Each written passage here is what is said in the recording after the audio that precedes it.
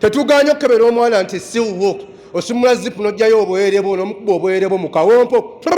Omwana lowooza oleeta swiiti obijja kwani? Yatakhallaq bi akhlaqin alkarima maa nabiyi, banti omuntu ayina enneeyisa ennungi wabula nga agijja kwani? Ku nabbi Muhammadin sallallahu alayhi wasallam. Ffe kye tukubuuza, tetuganye ennyimba ozaabya zikwabikirako, wazijja kwani? Tetuganye totawaaza ovuga ggaali n'okwekweya ku kiswa obijja kwani? Tetuganye okukebera omwana nti siwo osumula zipu n'ojjayo obwere bwo n'omukuba obwere bwo mu kawompo. Omwana lowooza oleeta swiiti obijja kwani? Empisa zino zitandika ddala ku tawhid. Empisa zino zitandika ddala ku muntu otegeera eyamutonda.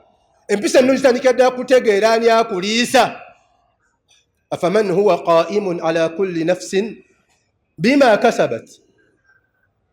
Nze njoge Allah amanyi buli mwoyo kye gwetaaga n'omwadamu kikyalina okufuna.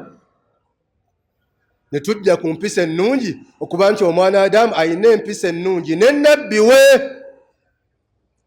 Amugiriza edduwa y'okwebaka, amugiriza edduwa y'okwegatta, amugaana akasabbuuni, agaana gwe kadama akataapu, agaana amayirungi, agaana okweyesa, agaana ennyimbe, agaana okuwemula, agaana thumma oluvannyuma empisa ennungi maa al aqriba, n'ab'eŋŋanda, tufenna wal jiran, ne bamirirwana, tufenna empisa ennungi maa ashaabi al usra, n'aba famire, empisa ennungi maa ashaabi al qarya, ne bawangala nabo. Obbalaga nti ebyokutegeera obusiraamu byawukana. Ensonga z'edduniya n'omwana Adamu ataasoma agaggawala.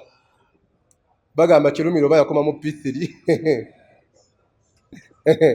Wabula ebyakhira byo byetaagisaamu okusoma n'okuwaayo obuki.